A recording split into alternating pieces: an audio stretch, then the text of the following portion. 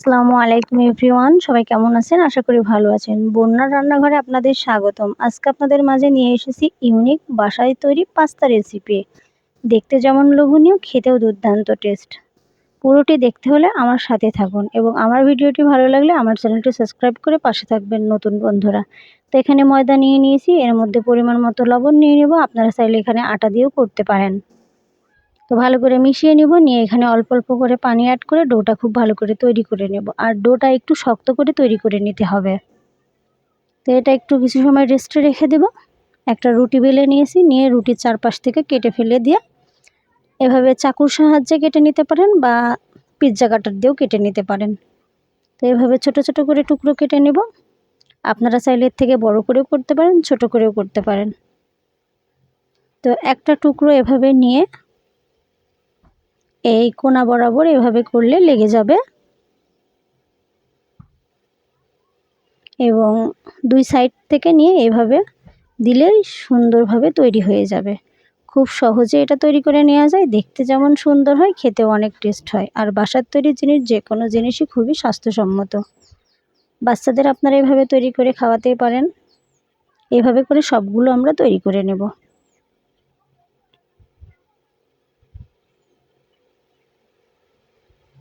এটা খুব বেশি নরম করলে এই ফুলটা খুব ভালো হবে না, এর জন্য ডোটা একটু শক্ত করে করতে হবে। তো সবগুলো তৈরি হয়ে গেছে, এখন আমরা এগুলো সিদ্ধ করে নেব। এর জন্য চুলাতে পানি বসিয়ে দিয়েছি। পানিটা ফুটে উঠলে আমরা এর মধ্যে এই পিঠাগুলো দিয়ে দেব। তো এখানে কিছুটা তেল অ্যাড করেছি, এতে এই পাস্তাগুলো একটার সঙ্গে একটা লাগবে না। তো আলতো করে নেড়ে দেব। আর পারফেক্টলি সিদ্ধ হয়ে গেছে বুঝবেন কিভাবে? যখন পুরোটা উপরে ভেসে উঠবে তখন বুঝতে হবে যে এটা পারফেক্টলি সিদ্ধ হয়ে গেছে, তখন নামিয়ে নিতে হবে। বাইরে থেকে পাস্তা না কিনে যদি আমরা বাসায় এভাবে তৈরি করে নিই তাহলে খুবই ভালো হয়, খেতেও ভালো লাগে।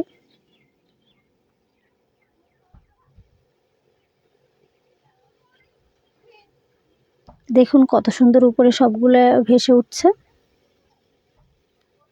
তো এগুলো আমরা নামিয়ে পানি ঝরিয়ে ঠান্ডা করে নেব।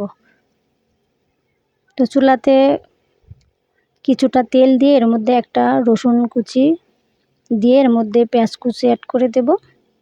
হাফ কাপ পরিমাণ পেঁয়াজ কুচি ছোট টুকরো করে কেটে নিয়েছি।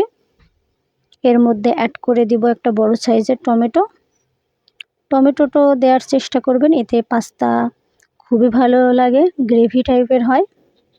এর মধ্যে অ্যাড করে দিব পরিমাণ মতো লবণ, টেস্টটা আরও বাড়ানোর জন্য শুকনো মরিচের গুঁড়ো এবং হলুদের গুঁড়ো, এবং কালারফুল করার জন্য কিছুটা কাঁচা মরিচ অ্যাড করব। তো এখানে সামান্য পরিমাণ পানি দিয়ে সিদ্ধ করে নিব।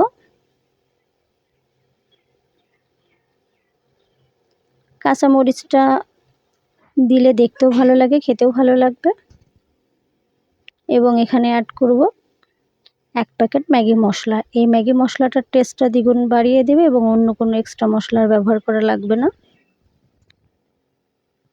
তো এখানে ঠান্ডা করে নিয়েছি বাতাসে, এগুলো অ্যাড করে দেব। গরম অবস্থায় দিলে অনেক সময় ভেঙে যেতে পারে, এজন্য আপনারা অবশ্যই এটা একটু ঠান্ডা করে নেবেন। তো খুব ভালো করে একটু মিশিয়ে নিয়ে চুলা অফ করে দিয়েছি। তৈরি হয়ে গেল আমার এই মজাদার বাসার তৈরি ময়দা দিয়ে পাস্তা রেসিপি। আপনাদের কাছে কেমন লেগেছে অবশ্যই জানাবেন। আর ভালো লাগলে আমার চ্যানেলটি সাবস্ক্রাইব করে পাশে থাকবেন। ইউনিক এই পাস্তার রেসিপিটি আপনারাও বানিয়ে ট্রাই করবেন। আল্লাহ হাফেজ।